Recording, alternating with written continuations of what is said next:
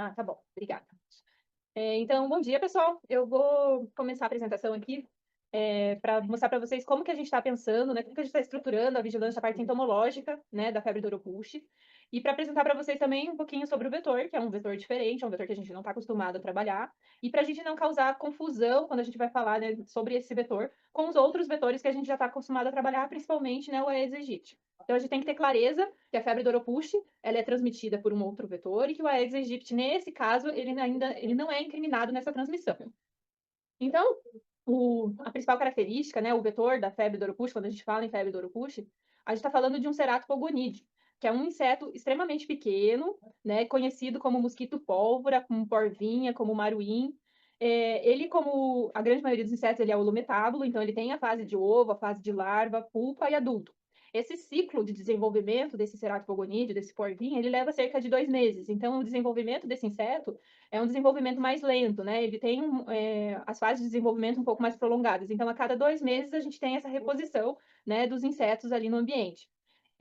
São insetos extremamente pequenos, então eles têm cerca de 0,5 a 2 milímetros. Quando a gente fala em 2 milímetros, a gente já está falando de espécies um pouco maiores e que não é a nossa principal espécie de interesse. Quando a gente está falando da transmissão da febre do Oropouche, a gente está falando principalmente da espécie Culicoides parensis, que é uma espécie extremamente pequena, como vocês podem ver aqui nas imagens, principalmente nessa imagem aqui, ó, onde a gente pode visualizar o inseto aqui no dedo. Vocês podem perceber aqui, ó, a gente tem a fissura aqui do dedo, o anel, vocês podem entender quão pequeno é esse inseto. Então, esse é um Culicoides parensis, é a espécie, a principal espécie transmissora, né, da febre do Oropouche, hoje no país.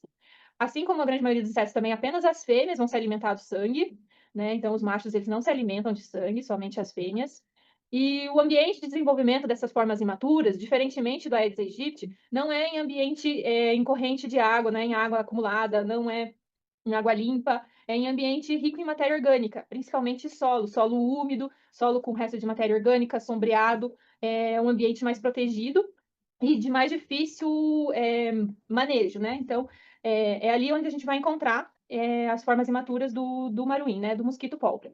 Então, como eu já comentei, a principal espécie, a espécie vetora da febre do Oropouche é o Culicoides paraensis. Então, ele é pequeno e a principal característica que a gente reconhece são essas asas pintadinhas. E o Aedes aegypti, como eu já comentei, ele não está incriminado na transmissão. Existem estudos, né, tentando verificar se o Aedes aegypti tem essa competência, poderia futuramente, eventualmente, estar transmitindo a febre do Oropouche, mas por enquanto a gente não tem comprovação nenhuma de que o Aedes aegypti ele está envolvido nesse ciclo de transmissão. E a principal dificuldade que a gente tem quando a gente está falando, né, de ceratopogonides, de mosquito pólvora, é que a gente tem pouco estudo sobre esse grupo, então a gente conhece muito pouco sobre esses insetos. E a outra dificuldade é a questão do controle ambiental, controle vetorial, porque o controle vetorial não existe nenhum inseticida, não existe um controle químico previsto para controlar esses insetos. E o controle ele vai só estar voltado para as questões de manejo ambiental. Então, é controle do ambiente, é tentar evitar o contato, né, com esses insetos e tentar manejar o ambiente de uma maneira a reduzir a infestação. Aí aqui é um pouco da característica dos ambientes onde a gente pode encontrar esses exemplares, né, desse gênero. Então, está muito ligado esse ambiente, dependendo da espécie, ao ambiente. Então, tem ambiente como onde a gente encontra bastante matéria orgânica, um ambiente rico em matéria orgânica de animais, a gente pode encontrar o desenvolvimento, em manguezais, em regiões de parques, né, onde a gente forma esse alagado e esse condensado de matéria orgânica, principalmente do depósito de folhas, né, próximo a ambiente de rio, de lago, de represa. Então, é esse ambiente sombreado, esse ambiente com pouca luminosidade, rico em matéria orgânica que a gente encontra. E, principalmente, quando a gente está falando aqui no estado e nesses surtos que estão tendo de febre oropouche no país, bastante ligado à produção da banana, né? A área de bananal, que é um ambiente que propicia bastante o desenvolvimento desses ceratopogonites, porque, além do acúmulo da matéria orgânica, além de ser um ambiente sombreado, um ambiente úmido, quando a gente corta essas bananeiras, né, ela forma um acúmulo de água, então torna esse desenvolvimento torna um local bastante propício para o desenvolvimento, né, do mosquito pólvora.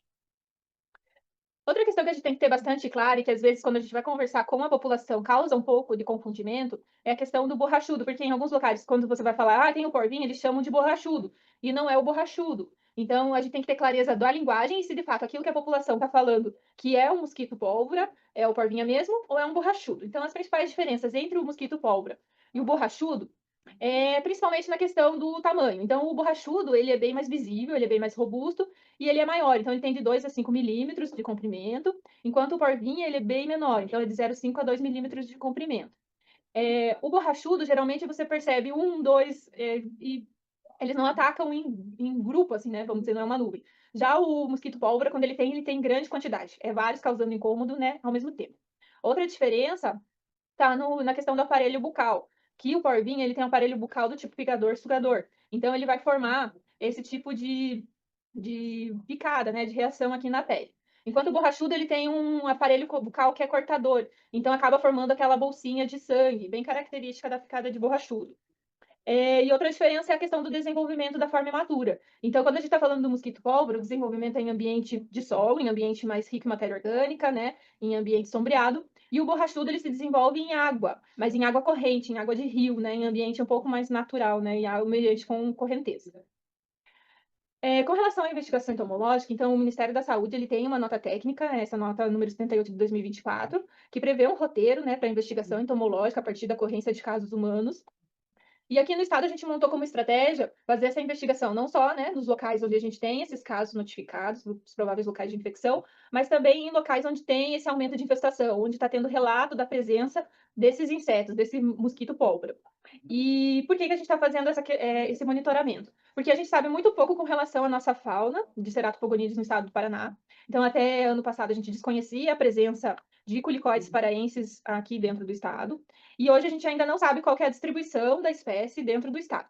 Então, por conta disso, a gente vem monitorando, tentando monitorar áreas que sinalizem para a gente a presença desse mosquito pólvora, para que a gente possa ir até lá, coletar alguns exemplares e identificar quais são as espécies que a gente tem no estado e assim a gente poder fazer um mapeamento das possíveis áreas de transmissão de febre do Oropouche dentro do estado.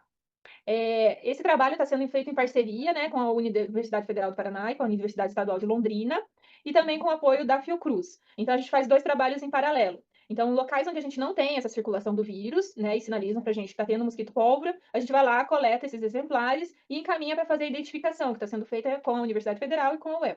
Quando a gente tem já uma circulação viral, dentro do município, como aconteceu agora em Adrianópolis, a gente faz essa coleta, parte desses insetos a gente caminha para fazer uma identificação taxonômica e parte a gente envia para a Fiocruz na tentativa de fazer o isolamento viral no inseto. Então, a gente está fazendo esses dois trabalhos de investigação aqui no estado em paralelo. E isso surgiu já desde o ano passado, quando a gente teve alguns casos importados, né, no estado. Então, a gente está tentando fazer essa caracterização da fauna, fazendo essa captura, né, dos insetos para entender qual que é a proliferação, qual que é a dinâmica no estado e fazer a taxonomia e o diagnóstico virológico. E as primeiras áreas que a gente vem observando e está tentando priorizar essa coleta é justamente as áreas de produção de banana no estado. Como vocês podem perceber, a gente tem produção de banana em praticamente todo o estado, mas tem algumas áreas que elas concentram uma maior produção e que são áreas que a gente vem tentando intensificar e dar uma priorização nesse trabalho, principalmente aqui na região do litoral, que concentra a maior produção de banana no estado. E pensando também não só na produção de banana, é importante que as regionais estejam atentas, conversem com seus municípios e sinalizem para a gente onde a população está reclamando, né, que encontra infestação, que tem desconforto, que tem a presença desses insetos, para que a gente possa direcionar os nossos trabalhos de vigilância entomológica. Então, não tem como a gente estar o tempo inteiro em todo o estado, e a equipe é pequena. Então, a gente precisa ter essa orientação vinda dos municípios, né, esse direcionamento, para a gente saber em quais áreas a gente vai estar fazendo essa busca, fazendo essa coleta, essa identificação. Então, a gente não tem uma infestação grande o tempo todo, o ano inteiro, em todos os municípios. Então, por isso que é importante que vocês sinalizem para a gente o momento que está acontecendo, né, a presença do inseto no município. E daí, quando a gente fala em medidas de prevenção e controle, né, desse vetor. Então, a gente tem muito pouca também orientação e informação, né, de como fazer esse controle. E a maioria das medidas que estão sendo colocadas são medidas de prevenção, medidas de proteção individual, principalmente, né, para tentar evitar o contato do inseto, evitar o contato com o inseto. Então, o Ministério tem duas notas técnicas que eles publicaram no passado, que trazem algumas dessas medidas, e que nas duas notas são as mesmas medidas, e que visam bastante essas medidas de proteção. Então, é o uso de roupas compridas, né, o uso de manga longa, uso de calça comprida, uso de mosquiteiro, né, ou de telas em portas e janelas. Lembrando que, como eu mostrei para vocês, esses insetos eles são extremamente pequenos, então esse mosquiteiro, essa tela, ela tem que ser num tecido, numa malha extremamente pequena, né, onde não seja possível a passagem do inseto. Outra medida é tentar evitar a exposição, né, ao ambiente no horário de atividade desse inseto. A gente percebeu nas nossas idas a campo que ele tem um horário mesmo de intensidade de atividade, e esse horário é principalmente ali no final da tarde, começa ali por volta de umas 4 horas da tarde e vai até umas 18 horas, então das 16 às 18 é um horário intenso de atividade do vetor. Então esse horário seria um horário que deveria se evitar se expor, né, ao ambiente.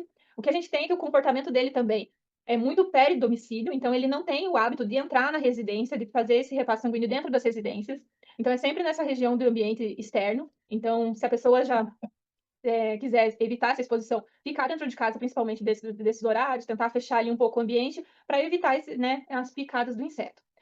Com relação ao ambiente, a gente não tem controle químico, então as principais medidas é o manejo ambiental. Então, tentar manter o quintal limpo, evitar o acúmulo de matéria orgânica, tentar deixar, né, os animais e mais longe da residência. E usar repelentes, né? O repelente, ele não tem nenhum estudo de comprovação, né? Está sendo estudada a eficácia desses repelentes para esse tipo de vetor, mas é o que a gente tem e é o que o Ministério vem recomendando. Então, é melhor utilizar, né, o repelente como medida de proteção, e tem algumas substâncias principais ali que vem nas notas técnicas recomendadas para utilizar contra esse tipo de inseto. Aí aqui estou trazendo um pouco sobre o trabalho que foi realizado em Adrianópolis. Então, em Adrianópolis, a partir da notificação dos casos, né, a gente foi fazer uma pesquisa, né, uma investigação entomológica lá. Foram trabalhadas 6 localidades dentro do município. Aqui onde está em vermelho é a área urbana de Adrianópolis, e os pontos trabalhados são esses pontos em azul. Todos os pontos a gente realizou coleta e são pontos onde tinham, né, notificação de alguns casos. Então, dentro do município de Adrianópolis, a gente tem produção de banana, né, uma produção intensa, mas a gente percebe as bananeiras em praticamente todas as residências, em todas as localidades. Então, é esse tipo de ambiente aqui que a gente encontra lá em Adrianópolis. E esse trabalho, quando a gente realiza, ele é focado na coleta diurna. Então, para fazer esse tipo de coleta, a gente utiliza dessas armadilhas CDCs. Só que, como vocês sabem, a armadilha CDC é uma armadilha luminosa, é mais para captura de mosquito noturno. Porém, a gente fez uma adaptação, a gente coloca gelo seco aqui, que é uma fonte de eliminação de gás carbônico. E isso simula, né, a respiração. Isso traz com que atraia esses insetos, então essa fonte de gás carbônico acaba atraindo os insetos e eles acabam ficando presos dentro dessa armadilha. Então, essa armadilha, quando colocada ali no horário de pico de atividade do mosquito pólvora, a gente acaba conseguindo pegar uma quantidade boa para analisar aqui dentro da armadilha. Outra técnica que a gente utiliza é essa aspiração. Então, nos horários de pico, eles têm essa preferência pela essa região mais baixa aqui da perna. Então, se você ficar parado no horário de atividade, você percebe a presença, né, e a aproximação, e com esse aspirador a gente consegue capturar também os insetos. Aí, tanto em uma como na outra armadilha, elas não são específicas, você acaba pegando uma quantidade grande de diversos insetos, então é necessário fazer uma triagem, né? Então a gente separa os insetos de interesse, e esses insetos, eles são armazenados em nitrogênio líquido, então a gente mantém eles em nitrogênio para a gente manter, né, a estabilidade do DNA viral para encaminhar para o laboratório de referência na tentativa de fazer esse isolamento no vetor. E aqui é uma imagem mais aproximada, só para vocês terem também uma ideia, né, do tamanho do inseto. Então, aqui ele já está engurgitado, vocês podem perceber em relação ao pelo, né, e a pele e o tamanho desse inseto. Aqui dá para verificar bem como que é a picada do inseto. E aqui as características dele, também já engurgitado, está realizando repasto, e as asinhas aqui que a gente pode visualizar as manchinhas. Então, é esse o nosso inseto agora que a gente vem buscando, né, conhecer e entender como que ele está atuando aqui dentro do estado e aonde que a gente encontra no estado. Então, por isso que é muito importante que vocês sinalizem para a gente, né, em quais locais, em quais municípios, onde vocês têm registrado a presença desse inseto, para que a gente possa também estar organizando e desencadeando as nossas atividades de vigilância, tá bom? Obrigada pela atenção, eu fico à disposição caso alguém tenha alguma dúvida, tá bom? Obrigada.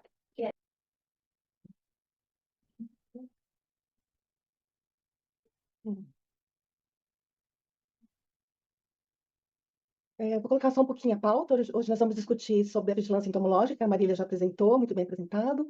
Vamos falar um pouquinho sobre o cenário nacional e estadual do Uropush em 2025, discutir um pouco sobre as notas técnicas do Uropush e fluxo de trabalho, e notificação do Uropush no sistema SUSINAM, e validação do painel de arbovirose urbana e dos diagramas de controle por município, o painel da dengue. Mas lá, se for, lá é bem interiorano também, né? Eu, na verdade, só fiquei em roda ali do lugar que eu tava. Gente, alguém tá com o microfone aberto, por favor, a sexta regional? Eu tenho uma raiva dessa mulher. Eu vi ela uma vez na minha vida e achei ela péssima. Sexta regional, tá com o microfone aberto, por favor, pode desligar? Ai, gente. Masquerosa. Nossa, eu fui coitadinha de mim. Peraí. Pessoal, por favor, pessoal da sexta regional, vocês estão com o microfone aberto. Você não consegue fechar por aqui? Acho que fechou? Obrigada, pessoal. Então, o cenário nacional de Uropox no Brasil o Uropox é um agravo que ele já havia relatos antes de 2023, mas ele era exclusivo do região norte. Acho que o Marcelo, da 17ª, está com o microfone aberto também. Obrigada, Marcelo. Então, Europost já era um agravo que já era notificado na região norte do Brasil, mas a partir... Então, como eu estava colocando, os casos de Europost, antigamente, ele era restrito à região norte do estado, do país. A partir de 2023, começou, como a gente pode observar aqui nesse gráfico, ele começou, e também aqui nesse mapinha aqui em cima, ele também começou a se espalhar ao redor de outros estados, não restrito à região amazônica. Só que eram casos todos importados. O total de casos notificados confirmados em 2023 foi 831. Já em 2024, a gente percebe que aumentou a magnitude do agravo, começou a ter um maior número de casos, e com o agravante que, além de ter um maior número de casos, ele também houve maior dispersão. Ele começou a circular em outras regiões que não eram específicas da região extra-amazônica.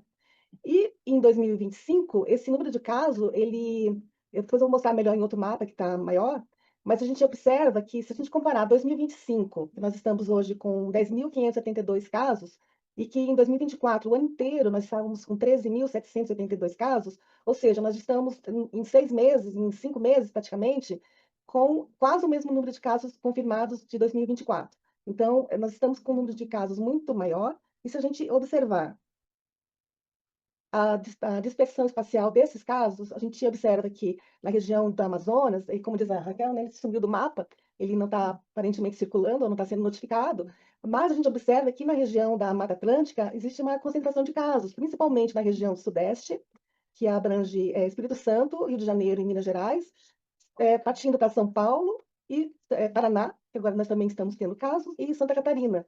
Então, é como se fosse um cinturão da Mata Atlântica onde estão confirmando os casos.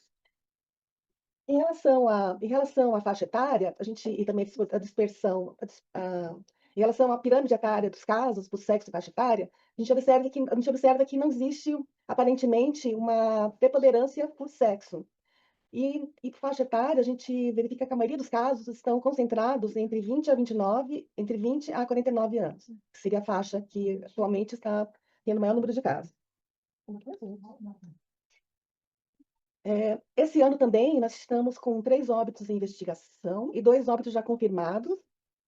Aqui nesse gráfico a gente consegue verificar bem assim, a magnitude do agravo em relação a 2024. O verdinho são os casos de 2025 no Brasil, o azul é 2024 e o vermelho 2023. Ou seja, todas as semanas epidemiológicas a gente observa que em 2025 temos muito mais casos do que os anos anteriores. Aqui, novamente, aquele número de casos de Europost de 2024, da semana 1 a 20, comparado à semana 1 a 20 desse ano. A gente verifica que a região sudeste é a região que tem o maior número de casos realmente, sendo que o Espírito Santo sozinho tem quase a maioria dos casos, 6.200 casos, Rio de Janeiro está com 2.013, depois Minas Gerais e São Paulo. E se a gente observar também em relação às últimas 4 semanas, a gente observa que essa proporção ela se mantém em relação a esses mesmos estados. E na região sul, o Paraná, que até então, em 2024, a gente não teve nenhum caso confirmado, autóctone, né? Ele já estava, quando foi publicado esse boletim, com 17 casos e 13 casos sendo nas últimas 4 semanas. Esse aumento de casos na região sudeste e no Paraná corresponde a um aumento de 76% de casos nas últimas 4 semanas. O Paraná, em 2023, nós tivemos um caso confirmado, só que aliás, 2023 e 2024, todos os casos confirmados eram todos casos importados, não tivemos nenhum caso autóctone, incluindo um óbito que foi de Apucarana, um óbito de Apucarana, que foi de um município de Santa Catarina, que ele passou em vários municípios, então a gente não conseguiu identificar qual era o município, o local provável de infecção, mas o total chegou a 14 casos, todos importados. Já em 2025, nós estamos com 46 casos autóctones confirmados, a sua maioria, 44 só em Adrianópolis e 2 em Morretes, e um caso importado em Arapongas. Como é um agravo novo, nós incluímos esse agravo no nosso boletim. Então, quando você abre o boletim hoje, já verifica que esses casos estão sendo divulgados, publicados junto com o boletim da dengue. Futuramente, a gente vai ver a possibilidade de criar um outro boletim, talvez com agravos silvestres, mas ainda por enquanto vai ficar junto com o de dengue e chikungunya. Hoje nós temos confirmados 47 casos, como foi colocado, desses 46 são autóctones, e estamos com 103 casos notificados no SUS-SINAM. Por enquanto, nenhum óbito e nenhum caso confirmado em gestante. A distribuição por faixa etária, ela não é homogênea, a gente observa que temos muito mais casos em pessoas do sexo masculino, 64% praticamente. E a faixa etária, que a gente percebe que tem uma concentração, que tem maior número de casos, está na faixa de 10 a 19. Mas se a gente observar aqui, quando a gente observa as barras mais largas, mais compridas, a gente pode falar que de 10 a 49 anos é a nossa faixa etária que temos mais casos confirmados no Paraná. Os casos de Adrianópolis, a maioria são oriundos de uma investigação que ocorreu no começo finalzinho de março, começo de abril. E foi identificado que esses casos, eles foram notificados e estão sendo investigados ainda para verificar se são casos de Oropost, de todos os casos que foram provenientes desse surto. O pico desse surto foi na início dos sintomas, semana 13, que foi realmente lá por volta de março, comecinho de abril, tá? E Adrianópolis, então, ele teve esse comportamento, e como hoje os casos estão sendo pesquisados por busca ativa, eles estão encontrando casos ainda que estão sendo notificados e ainda a gente está aguardando os resultados dos exames. Porque como esses casos foram coletados após o 5º dia, a maioria dos casos após o 5º dia, não é possível fazer mais biologia molecular. Então, estão sendo investigados por sorologia, isso vai para um outro laboratório de referência e nós estamos aguardando os resultados. A Morretes já foi um caso que foi identificado por biologia molecular, e são 2 casos, na verdade, mas eu só coloquei os casos que estão no ESUS-SINAM. E esse caso que está notificado foi na semana 17.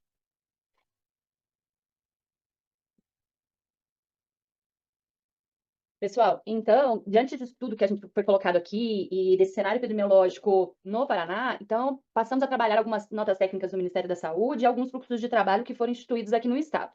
É importante a gente ter em mente, para poder pensar na vigilância epidemiológica, o que seriam os sinais e sintomas apresentados pelo Oropost. Então, se a gente vê aqui à esquerda, de acordo com um estudo de série de casos que o Ministério da Saúde fez com casos que tinham no Amazonas, Santa Catarina e Minas Gerais no ano passado, a gente vê que os sintomas mais preponderantes são febre, cefaleia, mialgia, náusea, dor retroorbitária, uma artrite e a martralgia. Sintomas muito semelhantes quando a gente avalia o nosso banco de notificação ali do Paraná, no ESUS-SINAM, que também esses sintomas aparecem como os mais prevalentes, sintomas muito semelhantes com os sintomas da dengue, né? O que vale ressaltar aqui, que quando a nossa equipe foi em Adrianópolis fazer investigação ali no local, vários pacientes relataram como um sintoma presente o exantema, e o que não apareceu quando a gente puxa o banco de dados das fichas de notificação. Então, assim, vale ressaltar que isso é um agravo que, para nós aqui da região extra-amazônica, digamos assim, é um agravo novo, né? Apesar de ser uma região, de ser algo que já era endêmico ali no norte, para nós é novo, e novo também como conhecimento no geral, como artigo publicado. Então, a gente precisa ter o entendimento que faz, de fato, parte do escopo de sinais e sintomas do Oropost. E para isso, é muito importante que, durante a busca ativa e a anamnese desses pacientes, sejam feitas perguntas, não só esperando eles responderem passivamente o que eles estão sentindo, mas talvez fazer perguntas ativas, esperando alguma resposta em relação aos sinais e sintomas, para que a gente tenha isso melhor delineado. Em relação ao período de incubação, a gente tem visto que é em torno de 3 a 8 dias, e com um período de viremia aí variando de 10 a 7 dias. E vale ressaltar um aspecto importante do Oropost, que é essa questão da recorrência dos sintomas, né? O Ministério da Saúde vem escrevendo, falando que em torno de 60% dos casos, os pacientes, depois de 10 a 15 dias, teve, então, assim, no primeiro momento, os sintomas, que duram aí mais ou menos 5, 7 dias, depois você tem um intervalo aí de 1 semana, 2, e novamente aparecem esses sintomas, às vezes até de uma forma um pouco mais branda, mas reaparece. O Ministério da Saúde fala em torno de 60%, mas durante a investigação dos casos em Adrianópolis, a nossa equipe percebeu que quase todos os pacientes falavam dessa recorrência. Então, talvez isso funcione como um marcador para poder entender se de fato isso pode ser, quando você estiver fazendo busca ativa do caso, que é um caso de Oropost, porque é algo muito particular que a gente não vê na dengue, no chikungunya, por exemplo.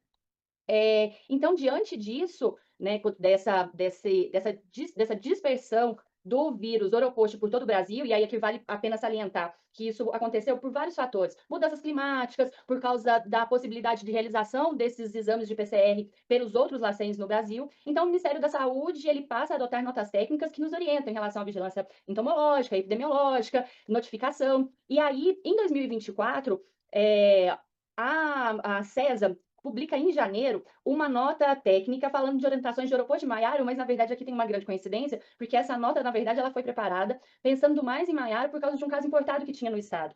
Mas, coincidentemente, em fevereiro, a gente vê essa dispersão dos casos de Oropost pelo país, e aí o Ministério solta uma nota técnica falando das orientações de vigilância em todo o estado. Quando, em julho e agosto, as notas técnicas que são liberadas pelo Ministério são mais voltadas à vigilância das gestantes, pois se percebeu que o vírus tinha uma capacidade de fazer alterações alterações fetais, então voltadas mais para esse caso de investigação e acompanhamento das gestantes. Em setembro, o Ministério deixa um roteiro mais bem organizado em relação à vigilância entomológica, e em dezembro, diante de tudo que se acumulou de conhecimento e em relação a processos, de tudo que foi se acompanhando dos casos no Brasil, o Ministério da Saúde ele faz uma atualização daquela nota técnica 6 e solta a nota técnica número 117, que é a nota técnica que a gente segue atualmente, e baseada nela, que em janeiro desse ano, a gente faz uma atualização da nota que a gente seguia aqui, falando em relação a critérios laboratoriais e de vigilância. E aí, por causa desse maior número de casos em todo o estado, casos agora autóctones, o CIEVS, em maio, também solta um alerta. Então, o que a gente trabalha atualmente? Atualmente, então, falando de vigilância epidemiológica do aeroporto, a gente segue as notas técnicas, então, do Ministério a 117 e a nota técnica do Paraná, que é a número 2 de 2025. E o que é importante ressaltar nessas notas técnicas? Primeiro, em relação à definição de casos.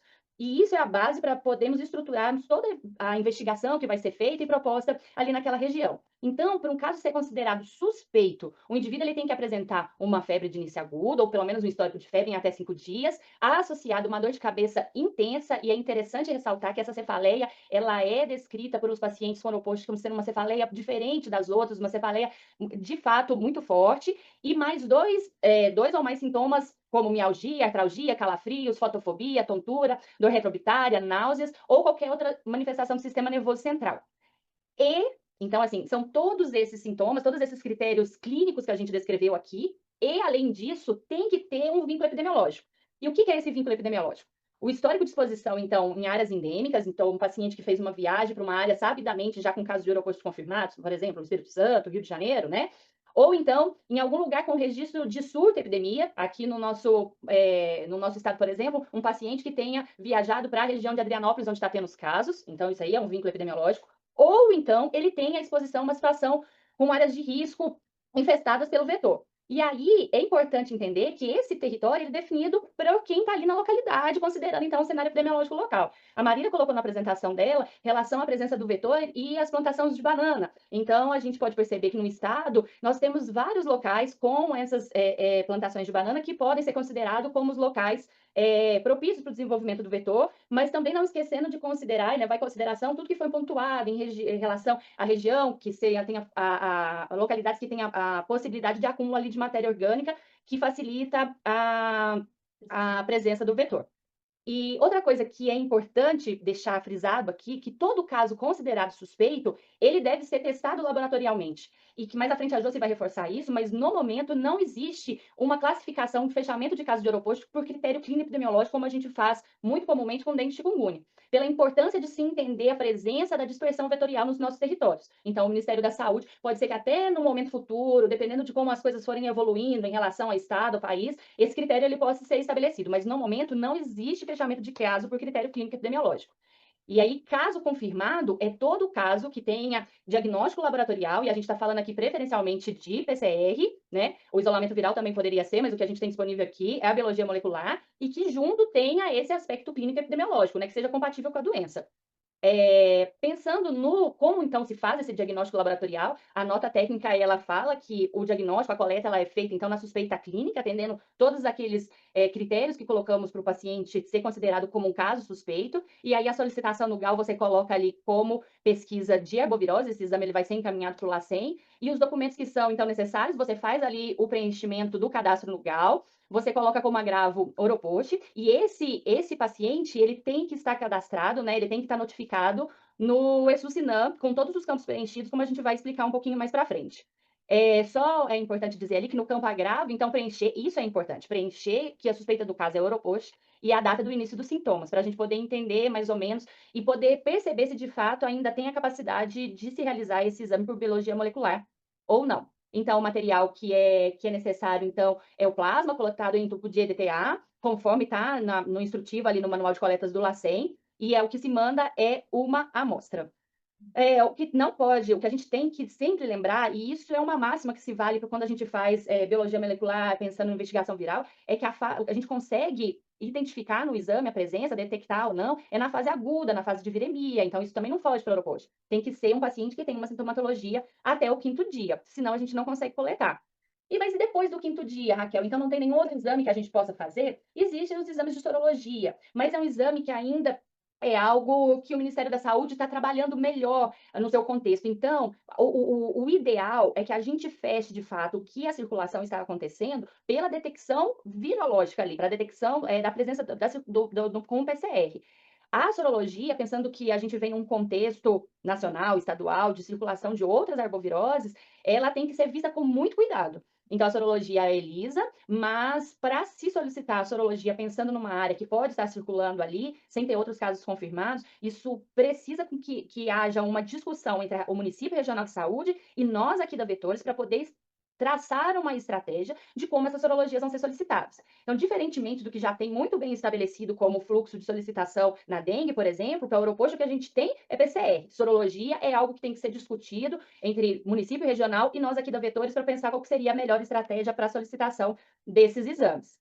E aí, como fluxo de trabalho, isso não tem na nota técnica, mas talvez seja uma tela ótima para se dar print nesse momento, é o diagrama, então, da vigilância dos casos de aeroporto. Então, o que a gente tem? Pegando aqui à esquerda. Então, o caso suspeito, que a gente falou, o caso suspeito é aquele que tem toda aquela sintomatologia clínica e tem um vínculo epidemiológico, que pode ser o histórico de exposição em áreas endêmicas ou com surtos, ou, então, que ele tem uma exposição a uma situação de risco com uma área infestada pelo vetor. Esse paciente que preenche critério para caso suspeito, ele é notificado no ESUS-SINAM e para ele é solicitado os exames conforme a nota técnica. O que é a solicitação de exame? Se ele tiver até o 5º dia de sintoma, a gente pede PCR. Vindo detectado, caso confirmado, não detectado, caso descartado inclusive no ESUS-SINAM.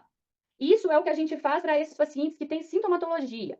Mas existe uma outra estratégia que é feita paralelamente, que são os casos suspeitos a partir de caso confirmado por meio de estratégia laboratorial. É o que a gente já vem testando, de acordo com o que foi preconizado desde o ano passado pelo Ministério da Saúde, que é 10% das amostras negativas do CDZ. Então, isso já é feito normalmente pelo fluxo ali do LACEN, e aí quando uma dessas amostras, desses 10% negativos, ele vem detectado, isso é sinalizado para nós, aí esse caso ele é notificado, e depois é feita uma busca ativa em relação aos outros, à região ali desse paciente. Para pacientes que têm uma sintomatologia além do 5º dia, né, que quando a gente chega para poder conversar, ou ele chega até o atendimento, ele já tem mais de 5 dias de sintomas, então tem a possibilidade de sorologia, mas isso tem que ser feito depois de uma discussão com a SEM, com a Vetores, com a Regional de Saúde. E aí, o que é importante da gente ter na cabeça, assim, depois que a gente identifica um caso, que um caso é confirmado de aeroporto ali, num território novo, tem que se fazer todo um pensamento de vigilância epidemiológica. E isso se faz através de busca ativa. Foi formulado por nós um formulário do Google Forms, que é um formulário de investigação que ajuda a nortear essa busca ativa. Então, quando se é identificado um novo paciente ali naquele território, uma busca ativa no entorno ali da residência daquele paciente tem que ser feito, visitando as casas, entrevistando as pessoas, para avaliar a presença de sintomas semelhantes, se procuraram ou não a assistência médica, se é possível, se ainda tem gente com a possibilidade de coletar PCR, porque ainda está até o 5º dia de sintoma. E esse formulário, ele vai ser preenchido em tempo real, o que vai ajudando a nortear quais ações elas podem ser desencadeadas. Então, mais do que só ter identificação daquele caso, pessoal, pensando que o vírus ele está entrando no nosso território, ele só serve como ponto para, a partir dali, a gente buscar estrategicamente uma vigilância epidemiológica. Não basta só saber o que aquele paciente está sentindo. Então, quando a gente fala assim, mas foi feita uma vigilância, uma busca, não é do paciente especificamente. É importante entender onde ele estava para poder confirmar se é autóctone mesmo, se ele ainda tem sintomas, se ele não está, se ele tem sinais de gravidade, se ele não tem, mas a gente precisa entender o quanto aquele vírus se dispersou ou não. E isso sim é o trabalho da vigilância epidemiológica, fazendo isso com essa busca ativa, usando como esse instrumento o formulário de investigação. Uma outra coisa que é importante ressaltar aqui, terminando essa fala sobre as notas técnicas, é que diante da possibilidade de anomalia congênita e de óbito fetal nas gestantes infectadas com Oropost, o Ministério da Saúde, ele soltou uma nota técnica então, talvez a principal seja essa 135 de 2024, falando o que precisa ser feito e o acompanhamento que precisa ser feito dessas gestantes. O que a gente precisa ter em mente? Mais ou menos o que a gente tinha lá na época da Zika. Se você tem no seu território comprovado a circulação do aeroporto, as gestantes daquele território, daquele município, elas têm que estar planilhadas. O município tem que conhecer direitinho quais são os números de gestantes, em que tempo da gestação que elas estão, qual que é a data provável do parto, se elas estão acompanhando com as consultas pré-natal, se elas já fizeram ultrassons de acompanhamento, tudo que já é feito de rotina numa assistência de pré-natal, para que se por acaso alguma dessas gestantes elas forem infectadas, já se tem um acompanhamento e depois se sabe como se dá a sequência. Isso fica muito claro tanto nessa nota técnica do Ministério da Saúde, quanto no memorando circular que foi feito aqui pelo Estado, que é o Memorando Circular 179, que também foi publicado e foi enviado para todas as regionais no ano passado. Aí eu acho que é isso, e a Josi vem falar um pouco agora sobre a notificação no ESUS-SINAM.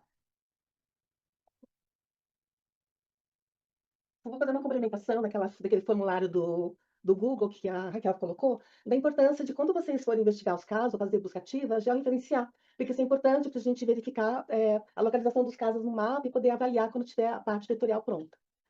Então, as notificações. Vocês lembram que primeiro falar que a notificação de Europost, ele é um agravo de notificação compulsória imediata em 24 horas. Então, isso é importante. Outra coisa é que antes de ser publicada a nota técnica 117, a notificação era feita no Nindinet, naquela notificação individual do Sinanet. A partir da publicação da 117, que foi, se não me engano, em janeiro desse ano, passou-se a ser... não se notifica mais Europost no Sinanet.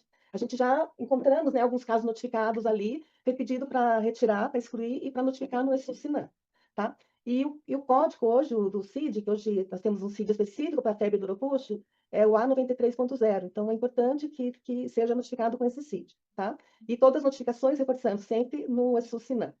Se caso alguma regional, algum município não tenha acesso, é o mesmo acesso do Mokenpock. Então, quem não tiver, é só seguir as mesmas orientações para fazer o cadastro e ter acesso à notificação nesse sistema novo. A ficha do Sinanet, ela só tinha aquela parte da identificação do paciente, das notificações. A parte da investigação dos casos, ela não tinha, porque não era uma ficha específica do agravo. Agora, com o ESUS-SINAM, foi possível incluir os campos que são importantes e que diz respeito à parte da investigação dos casos. Esse aqui é o formulário, né? Quando a gente imprime o formulário, ele fica com essa cara. A primeira parte ele é comum a todos, que existe os campos de identificação do paciente. Ela é igual, com algumas diferenças de nomenclatura. Então, sexo, nascimento, se é masculino, feminino, intersexo ou ignorado. Isso aqui é uma novidade. A parte ainda continua aqui na parte da orientação sexual, também existe um campo que estão pedindo para ser informado. Identidade de gênero também é uma novidade. E a raça-cor. Queria colocar que quando se anota raça-cor indígena, ele abre e habilita um outro campo onde tem algumas informações que são importantes. Pensando nisso, por que nós estamos batendo nisso? Porque a questão de ser indígena ou fazer parte de alguma comunidade tradicional, ele acaba...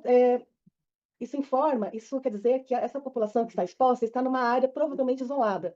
E a gente percebe que a magnitude desses agravos em áreas que são isoladas, elas são muito altas, até porque é uma população muito vulnerável, e quando a gente percebe que está tendo alguma coisa nova naquela região, pode ser que esteja muito alta e é difícil de estar bloqueando, né? Então é importante a gente ter esse cuidado em relação a comunidades isoladas. Aqui na CESA, nós estamos elaborando um documento junto com a Divisão de equidade. com a divisão de equidade, que a Lucimar está aqui hoje representando. Ele está ainda no forno, no preparado, onde ele vai trazer as informações do preenchimento desses campos na ficha de notificação. Assim que ele estiver pronto, a gente vai compartilhar com as regionais. Como eu falei, quando a gente sinaliza na ficha que é um paciente que ele é indígena, aí ele habilita outros campos, perguntando se é indígena, qual etnia, se indígena, ele vive aldeado, sim ou não, e qual o distrito sanitário especial que corresponde àquela região, daquela aldeia. Qual o nome do polo base? Qual o nome da aldeia? Para isso, existe uma tabela do CIASE, onde ele está relacionado todas as aldeias que estão cadastradas. Ele é membro de povo ou comunidade tradicional? Se sim, ele habilita a parte do campo 22, onde ele pergunta se sim, qual povo ou comunidade tradicional. Para isso, tem uma tabela de povos e comunidades tradicionais que está no ESUS Atenção Básica. Então, também não é uma novidade, né? Existe ali. E eu abri só para verificar o que tem de opção. Então, por exemplo, povos quilombolas, é o campo 15. Aí você coloca na busca, você pode começar a escrever qual é a população, e ele já vai abrir as opções e seleciona qual que se aplica à realidade do local, tá? Por exemplo, Adrianópolis, como os casos, o surto que foi realizado ali, a maioria dos casos estão dentro de um quilombola, Então, ele já foi cadastrado certinho, já colocaram que sim, 73 casos sim, 28 não, são aqueles pacientes que não residem dentro da comunidade quilombola. Tá? Então, a gente percebe que hoje, em Adrianópolis, 70% dos casos, todos os casos que estão notificados, são de pacientes de quilombola, que são referente àquele surto que aconteceu em Adrianópolis.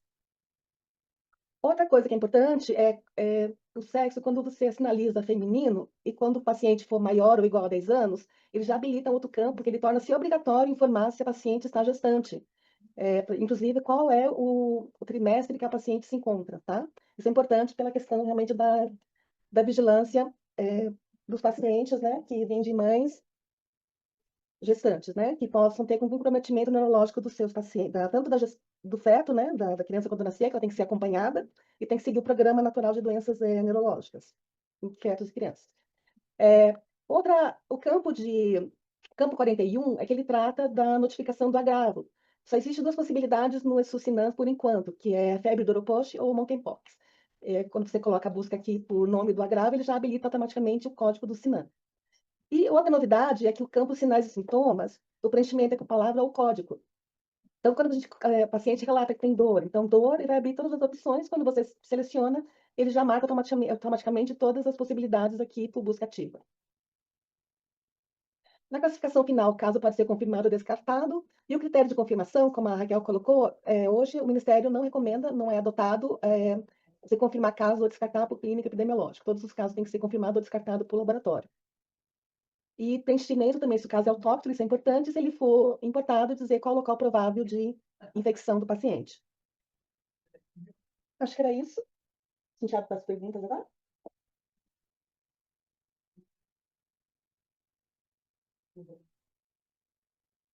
Ver se tem alguma pergunta aqui no chat.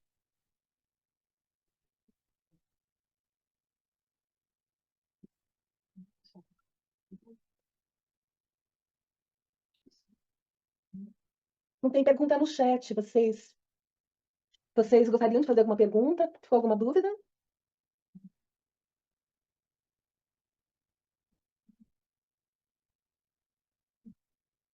Agora vocês podem abrir o microfone e falar.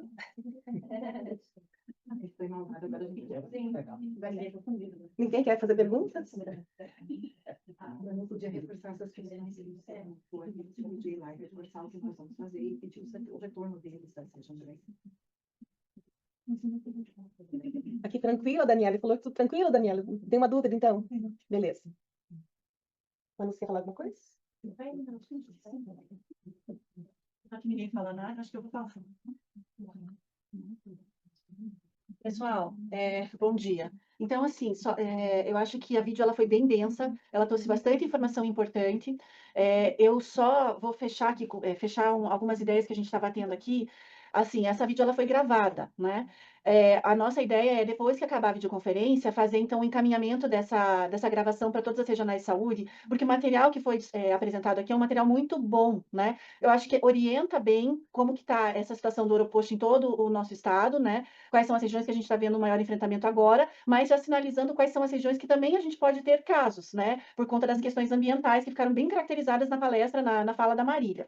Então, pensando em toda essa contextualização e no quanto a vídeo foi importante, a gente vai encaminhar para vocês, então, o link da gravação. E eu estava pensando aqui, eu até não falei com a Raquel, nem com a Marília, mas eu acho que era importante, eu tinha até sinalizado para a Josiane, mas eu acho que é muito importante a gente fazer um documento trazendo esse fluxograma que a Raquel apresentou, porque ele não está na nota técnica, né? E ali o fluxograma que a Raquel apresentou de como que se vai se dar essa investigação dos casos, ele ficou muito didático, né? Ele ficou excelente. Então, a gente trazer dentro do memorando o fluxograma que a Raquel apresentou, trazermos também as orientações que foram preparadas com relação à divisão de equidade sobre como a gente vai fazer para sinalizar dentro do ESUS-SINAM a questão de povos indígenas e comunidades quilombolas. Tem várias especificidades sobre as etnias indígenas, né, Lucimar?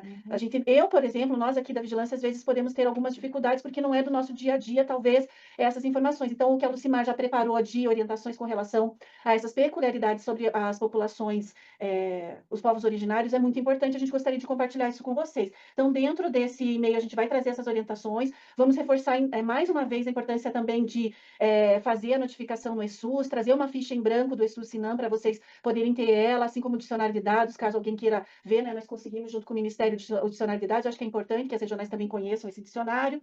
E o link do Google Forms para vocês poderem acessar a ficha que foi preparada pela equipe da DVD TV, com todas as informações quando a gente está fazendo os trabalhos de busca ativa. E nesse documento, eu vou reforçar mais uma vez a importância do que a Marília solicitou a vocês, regionais de saúde, principalmente para as equipes de vigilância epidemiológica e também para a equipe da vigilância ambiental, né, que nos sinalizem se algum município está percebendo a presença do vetor do culicoides, né, do maruim, ou então do mosquito porvinha, como vocês queiram chamar, e essa informação tem que vir para nós aqui na divisão de vetores. Então, colocar para vocês, que vocês, regionais de saúde, agora façam, então, esses questionamentos para os municípios, se o município está percebendo ou não, porque nas conversas que nós tivemos, a equipe foi para Adrianópolis, né, esteve lá em campo, a gente fez, agora, recentemente, uma conversa com a primeira regional e o município de Morretes, que teve 2 casos confirmados, e para nós ficou bem claro que a população realmente tem eles colocam que há a presença do vetor, que há uma infestação considerável, né? Então, é importante que as regionais de saúde busquem essa informação junto aos municípios e que tragam isso para nós. Nós precisamos saber, porque estamos desencadeando um trabalho muito robusto com relação a essa identificação dessa espécie vetor em todo o nosso estado do Paraná. Então, a gente precisa dessa sinalização para que a gente possa direcionar os trabalhos da vigilância entomológica, tá? Então, isso tudo vai ser colocado dentro de um e-mail, encaminhado para todos vocês, para que vocês possam, a partir daí, desenvolvendo as ações.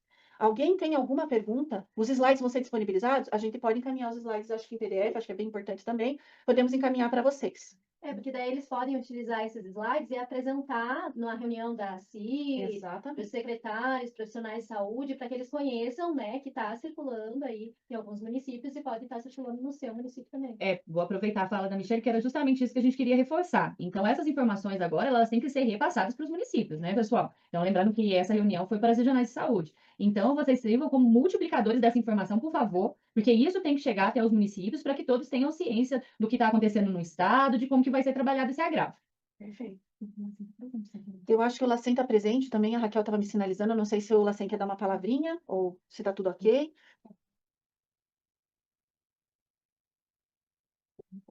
Oi, Manu. Oi, pessoal. Bom dia para todos. Eu acho que a gente acompanhou aqui. O Érico está substituindo a Lavínia, estava também na reunião, a Suzana da bancada. Enfim, eu acho que parabenizar pela apresentação, essa importância da gente estar bem, né, alinhado e todos preocupados em monitorar esses casos. Obrigada a todos aí. Eu acho que estamos aqui também à disposição, se alguém tiver alguma dúvida em relação à vigilância laboratorial, mas acho que foi muito bem explicada ali, né? A gente só conversou, pessoal, antes com toda a equipe, fizemos um alinhamento com a DVD-TV em relação à importância de vocês colocarem, né, esses casos específicos dos pacientes que tiverem suspeita por conta de estarem em área de risco, né, nas plantações de banana. Enfim, é importante para a gente ter aqui também, por conta de todas as amostras que chegam para a pesquisa de arbovírus e que a gente faz uma triagem por conta da nota técnica 6. Então, é importante destacar bem, quando for uma questão de Oropush, por suspeita ali, né, da ambiental, de estarem trabalhando em locais com a plantação de banana. Acho que é mais essa questão mesmo, Manu. Beleza, Maria, obrigada. Alguém quer fazer algum questionamento? Precisa de mais algum esclarecimento? Seria importante os ACS receberem uma capacitação para a identificação desse vetor. Pelo menos da picada, né? Eu acho assim, gente, Elisângela, obrigada pela tua pontuação. Eu também acho importante o ACE receber. Por enquanto, a gente tem o material que a Marília apresentou, eu acho que traz bastante informação para já começar a trabalhar esse agravo. Lembrem que esse é um agravo novo para todo o Brasil, né? Para a área extra-amazônica, como a Josiane colocou. A gente tem tido esse enfrentamento agora, nos últimos anos, né? Então, outra coisa que é importante destacar é que as informações estão sendo construídas. Estão sendo bastante construídas nesse momento. Então, o que a gente tem, está disponibilizando, pode colocar para vocês esses slides e todas essas informações, e a gente pede, mais uma vez, como a Raquel falou, que vocês, das regionais, agora tragam essa informação para os municípios, né? E, logicamente, trazer isso para os ACS é de importância fundamental. Então, concordo com o que você está falando também, Elisângela. A Daniela Vinha, a busca ativa é na confirmação ou é na suspeita? A busca ativa, ela acontece quando você tem aquele caso suspeito e ele é confirmado por critério laboratorial, e a gente está falando aqui de PCR.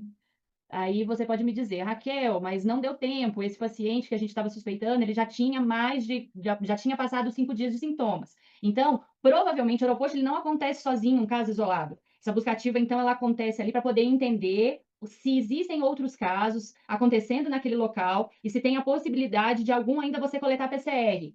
E, no mesmo momento, uma conversa com a equipe aqui da Vetores, para a gente poder ver se, nesse caso, seria interessante fazer o inquérito com a solicitação de sorologia. Então, isso é ficar ligado, pessoal. Tem um caso, ele já foi confirmado por PCR, você faz a busca ativa. É um caso que foi suspeito e você não tem mais como coletar PCR ainda, pensar se existem outros casos próximos que tenham tempo para coletar PCR e aí ir discutindo com a gente o que dá para poder fazer.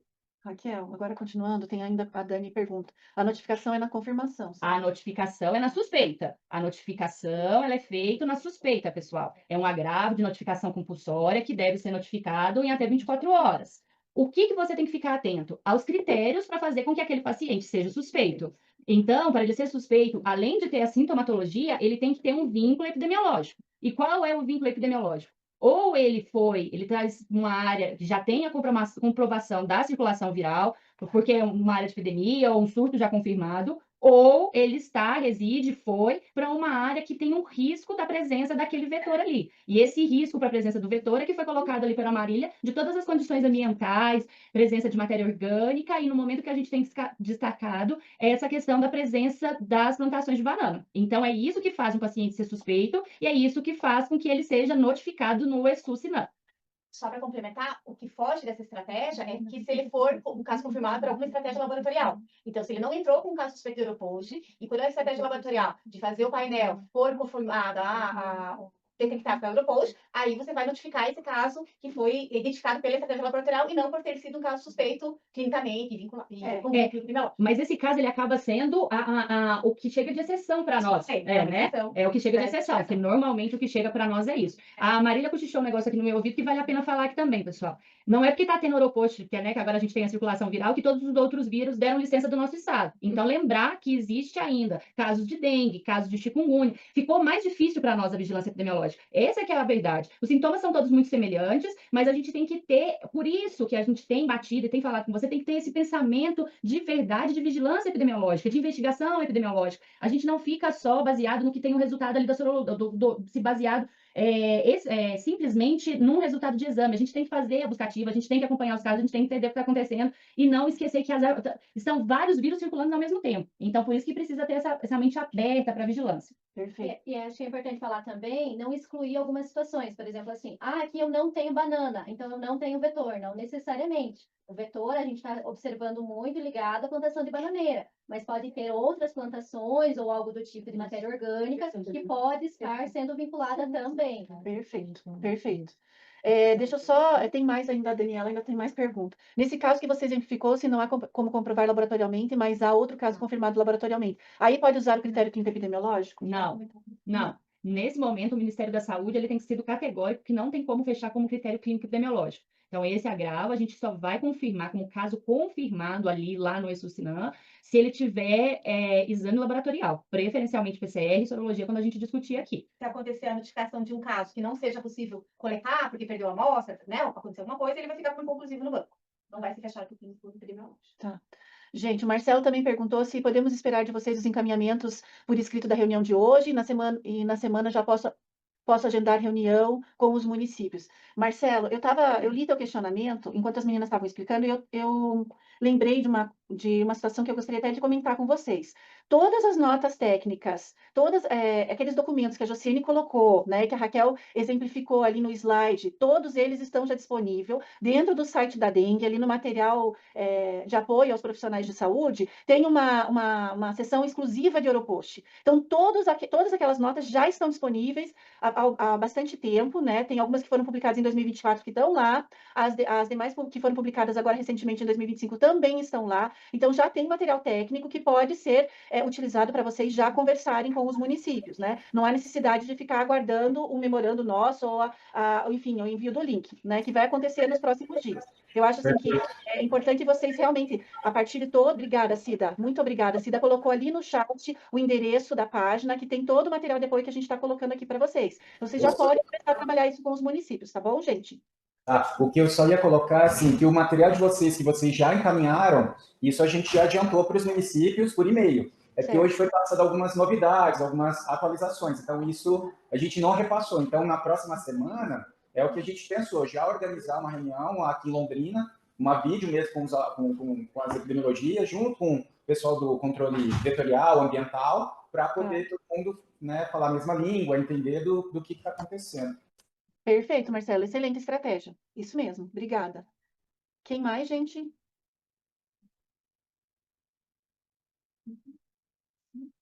Mais ninguém, gente? Acho que a gente pode encerrar, então. Todo mundo colocou o nome no chat. Ah, é verdade. Manu, Oi. é a Nelise. Viu? Eu só não ficou claro, eu perdi um pedacinho da doutora Raquel. O formulário, então, de busca ativa é para a gente preencher, no caso, confirmar, certo? Que eu acho que é o que a Daniela perguntou também, né? O Forms. Liz, é assim, aquele formulário, ele é para ser feita uma buscativa, mas não é uma buscativa do paciente, é uma buscativa do entorno daquele caso ali. Então, o que a gente, caso confirmado, teve o caso confirmado por PCR, você vai fazer uma estratégia de busca ativa ali na redondeza de onde aquele paciente reside, para entender se existem outros pacientes, outros moradores com o mesmo sintoma, se já tinha no passado, se tem gente já, né, que a gente não tinha percebido, para ver se esse vírus já não estava circulando antes, se tem gente com sintoma ali naquele momento, se dá para coletar PCR ali ainda. Isso é o momento.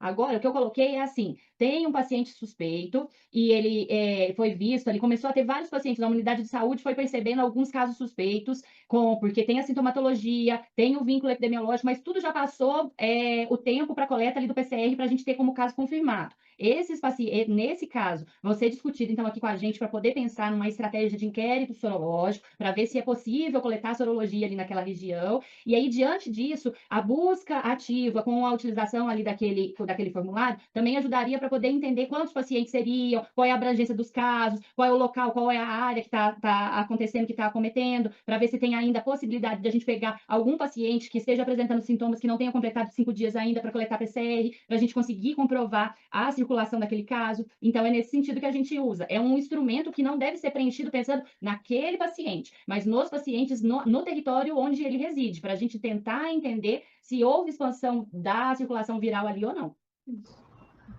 Certo. Tá bom. Obrigada. De nada. A Cida está escrevendo ali no chat também. A Áurea pediu para a gente encaminhar os slides, a gente vai encaminhar, Áurea, pode deixar. Todo mundo já escreveu o nome dentro do chat, para a gente depois registrar a presença das regionais de saúde? Por favor, quem ainda não se identificou no chat, por favor, se identificar. A Cida está escrevendo, ok. Pessoal, mais alguma dúvida sobre Oropost?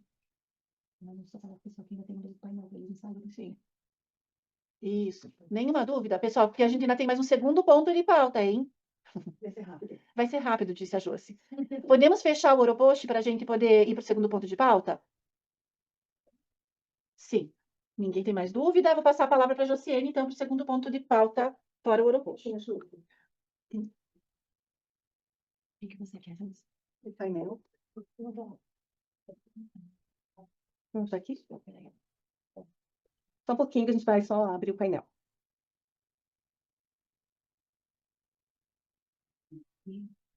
Painel aqui? Isso. Ai, depois eu tenho que fazer a mesma coisa para pegar. Preciso? Tá.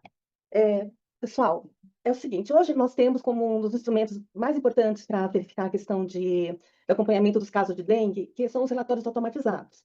A gente tem observado, toda vez que a gente publica, que sempre tem alguma regional falando que aquele relatório ele não está condizente ou não está refletindo o que está sendo observado nas notificações, nos casos, né?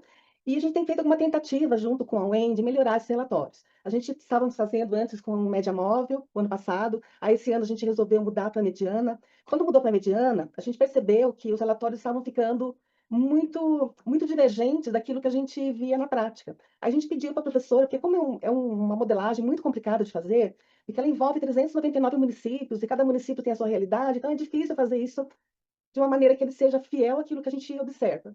Então, a gente resolveu voltar para a média móvel, porque como deu certo em 2024, a gente pensou, então mudando para 2025 deve ficar mais coerente. A gente percebeu ainda que está com alguns problemas. Por causa disso, o que a gente tinha feito? A gente já fez. A gente pensou, no primeiro momento, fazer uma lista para a professora Nilce, lá da UEM, dizendo quais são aqueles municípios que a visualização dos casos tem que ser por histograma, que seriam aqueles municípios que não têm série histórica, e daqueles que têm série histórica, fazer um diagrama de controle. E a gente vai pedir para ela que seja por mediana, porque a mediana a gente consegue reproduzir isso aqui na CESA também. Eu criei um script e fiz por mediana, para os 399 municípios, a gente fez, e eu tenho conferido isso em relação aos relatórios automatizados e feito também pelo Tabuin, para verificar se ele fica mais próximo da realidade. Assim, me parece, aparentemente, que ele está mais fiel ao que a gente tem observado. Mas eu gostaria que vocês entrassem no painel, cada regional conferisse os seus municípios para verificar se o desenho da situação está compatível com o que está sendo observado. E mais do que isso, verificar também, eu fiz uma lista dos 399 por regional, aonde cada regional vai colocar, se o seu município, a representação melhor é histograma, eu até coloquei aqui, tá vendo? Isso aqui são os casos prováveis, e aqui tem o histograma dos casos prováveis. Depois os casos confirmados, o histograma dos casos confirmados, os casos autóctones e o histograma dos casos autóctones. Ele ficou desse jeito porque não está selecionado nenhum município. Então, por exemplo, se eu quiser selecionar por regional, posso vir aqui, vamos pegar os municípios da primeira regional.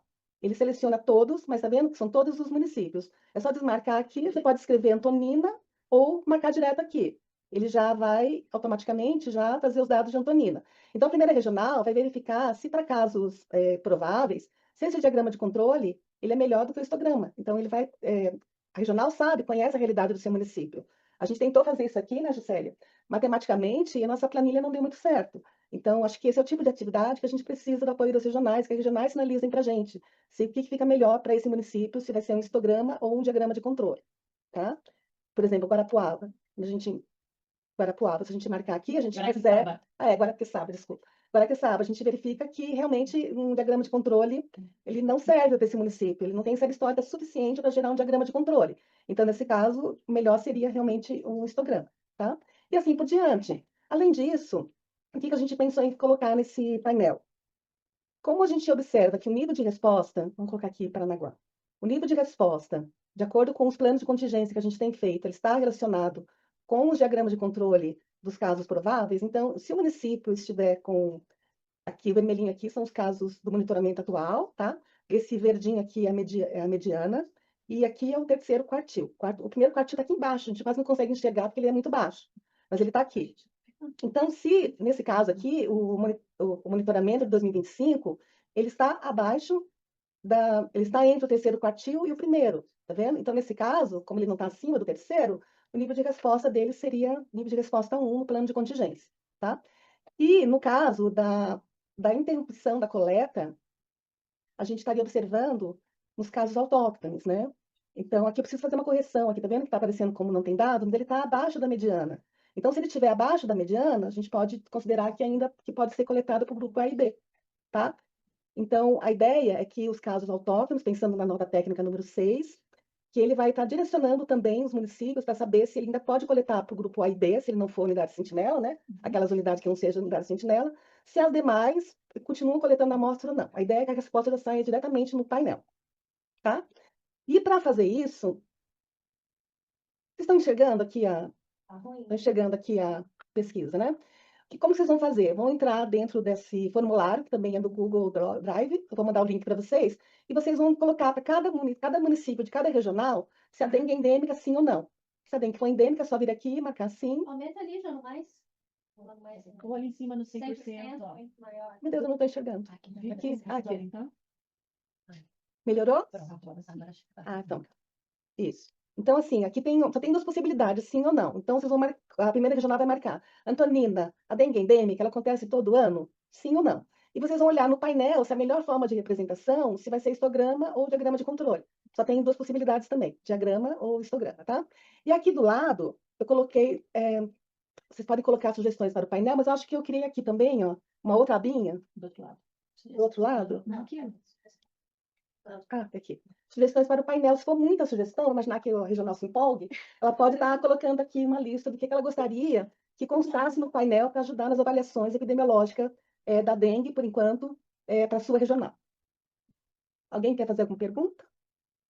Quer descompartilhar? Tá em cima. Stop? Aqui. Isso. Pronto. Alguém quer fazer alguma pergunta?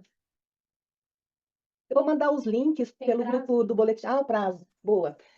Semana que vem, eu e a Juscelia estaremos em Maringá para conversar com a professora Eunilce. Então, a gente gostaria que as regionais fizessem essa avaliação até segunda-feira que vem, porque na terça-feira e na quarta, eu, a Eunice e a Juscelia iremos trabalhar com a professora Eunice para melhorar os relatórios automatizados. Tá? Pode ser que o painel fique também, a gente continue utilizando o painel, mas a ideia também é melhorar os relatórios automatizados, para que ele fique de acordo com a nossa realidade, que a gente precisa. E é importante fazer isso nesse momento, porque como nós estamos numa baixa sazonalidade, até, teoricamente agora os casos estão diminuindo, né? A gente espera que fique assim pelo menos até outubro, para dar tempo da gente preparar os planos de contingência para 2026 e esse finalzinho de 2025. Então, acho que esse é um momento oportuno e foi uma vantagem de ter mudado a publicação do boletim para ser anual, que a gente consegue ter um pouco de fôlego, porque antes, não, de terminar um período, já estava começando o outro. A gente não conseguia ter um momento para poder refletir o que foi acontecendo no período anterior, que era muito próximo um período do outro, né? Agora não, a gente vai ter um intervalo de alguns meses para poder trabalhar. Josi tem que perguntar, a Daniela quer perguntar. Pode perguntar, Dani. Oi, Jô, você está me ouvindo? Estou ouvindo, Dani. Ai, que ótimo, tá. Jô, a gente já conversa bastante, né, quase toda semana, mas tenho verificado. Que nem pra gente aqui, só um instantinho, peraí. Só um pouquinho. Ô, Josi, então, aí a gente tem, por exemplo, reserva e ventania ainda não está legal para a gente. Por exemplo, reserva e ventania são municípios pequenos que estão tendo casos esporádicos e eles estão no nível de resposta 2, que é incondizente com a realidade epidemiológica deles nesse momento. Então, para eles ali, é importante a questão do histograma. Para a gente, é super importante esse diagrama de controle, porque nós fizemos uma atividade em todos os nossos municípios de orientação na elaboração e apoio na elaboração do plano de contingência. E uma das características que nós colocamos ali no plano foi acompanhar o diagrama de controle, né? Então, eles têm o link, eles acompanham para saber se eles estão no nível 1 ou 2. A questão ali de quando que eles estão entrando no nível 1 ou no nível 2 seguiu muito a realidade ali do município, e para muitos deles ficou como se a entrada no nível 1 seriam 3 ou 4 semanas consecutivas de alta, com base no histograma, né, desses municípios menores. Seria interessante colocar aqui no sistema de repente, essa quantificação do aumento, né? Se você tem 1, 2, 3 semanas consecutivas de aumento, você já entra ali no nível 1, vamos supor. Porque da forma como está, ele está entrando no nível 2, né, esses municípios pequenos, mas eles têm casos esporádicos, né? Tem semana que não tem caso nenhum, tem semana que tem 2, tem semana que tem 1, e não condiz realmente com a realidade deles. Então, foi bem interessante colocar quando eles entram no grupo, coleta grupo A, grupo B, isso é bem bacana, e dar essa orientação para o município poder acompanhar. E outra sugestão que eu queria pedir era que vocês colocassem esse diagrama de controle na página inicial da CESA, se for possível. Um ícone direto, para que o município não fique procurando dentro da divisão lá de vetores e tal, relatórios automatizados, deixar um link mais fácil de localização, tá? É só como sugestão mesmo. Tá bom. Então, os municípios pequenos, os municípios com a dengue endêmica e que tem um número de casos significativo todo ano, isso é bem fácil de fazer, né? O nosso grande desafio realmente são esses municípios pequenos, que não têm série histórica robusta de anos anteriores, e tem dengue assim, uma semana sim, outra não, uma semana sim, outra não.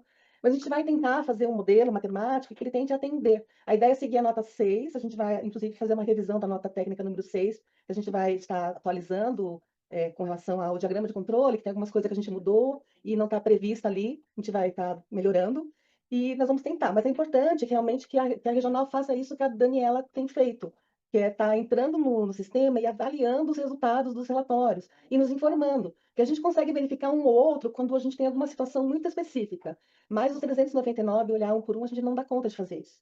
Tá? Então, a gente precisa realmente, nesse momento, que as regionais se empenhem. E aquelas regionais que conseguirem fazer, eu espero que todas façam, até segunda-feira que vem, vai nos ajudar muito, porque a gente vai ter, pelo menos, assim, todas as sugestões ali avaliadas para poder fazer nova programação para os novos relatórios. Obrigada, Dani. Ela pode colocar essas sugestões dentro da planilha? Pode, Dani, você pode colocar as sugestões da planilha. Eu anotei aqui, mas você pode colocar também. Sim, vou colocar lá, tá, Ju? Você pode deixar. Obrigada, viu? De nada. Mais alguém, gente? Mais alguma regional?